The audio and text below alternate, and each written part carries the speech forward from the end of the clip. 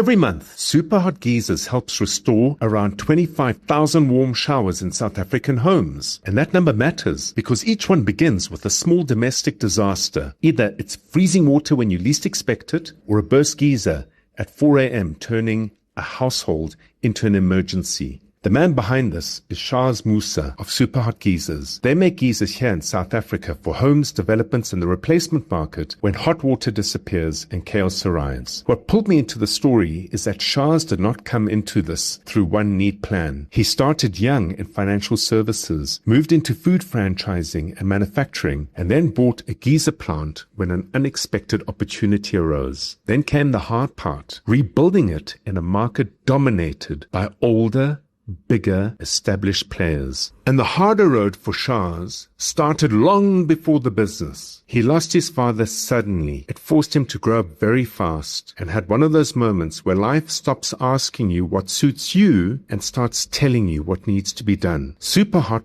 backed the independent hardware and plumbing stores. It stayed lean, improved the product, and built something local in a market where local really matters. When a business like this grows, it's not just the factory that wins. Independent stores win. Local suppliers win. South African jobs win. Shaaz has a paid-forward lesson for other owners, and it is a properly earned lesson that I think is worth listening to. There is no pain, no gain, and this is real. The hard road is the road that builds you. In my instance, it came from losing my dad at a young age, having to carry the responsibility. This made me learn that there are truly no shortcuts. And if ever I did take a shortcut, I learned very quick that it did not last.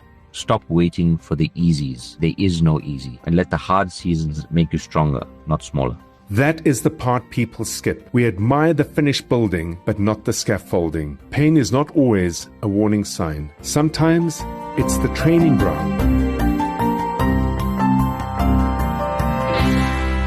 I can see Supahot becoming one of the country's most trusted local geyser brands, especially in the replacement market. And that matters more than it sounds. A large share of geysers sold in South Africa are sold when insurance claims are settled. So this is not just about hot water, it's the real national flow of that product, the service and its value. The first big move for Shaaz is to win more of that insurance-linked work directly, because that's where a large share of demand sits. The next thing that has to happen is that the independent store network must get stronger, not weaker, because those stores help build this business, and those stores create access to those geysers for the replacement market right across the country. And then the real unlock is to keep improving why Supahot deserves growth. It's got a dependable product, dependable supply, and a model that builds our nation's prosperity in South Africa instead of sending it offshore, where many of Supahot geyser competitors sit. No business grows alone, and this is where the rest of us come in. Shaaz has a very specific ask from a very specific group of listeners. I'm asking claims directors, procurement heads, and decision makers in the South African short-term insurance industry to meet with us to test a direct geyser replacement model without costly middlemen and incident managers. I'm asking for a pilot so we can cut unnecessary costs, use our national independent network and national store footprints, and to keep more manufacturing value in South Africa. You win with lower claims cost, strong service,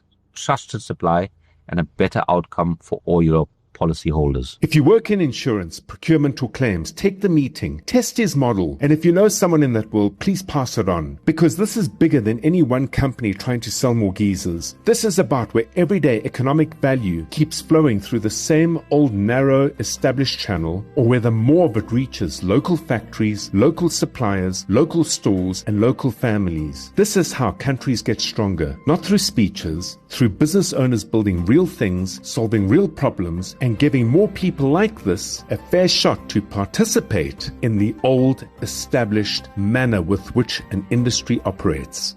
This country is ours, and so is its future. Let's build it by backing those that are creating these kinds of benefits through their growth for us all.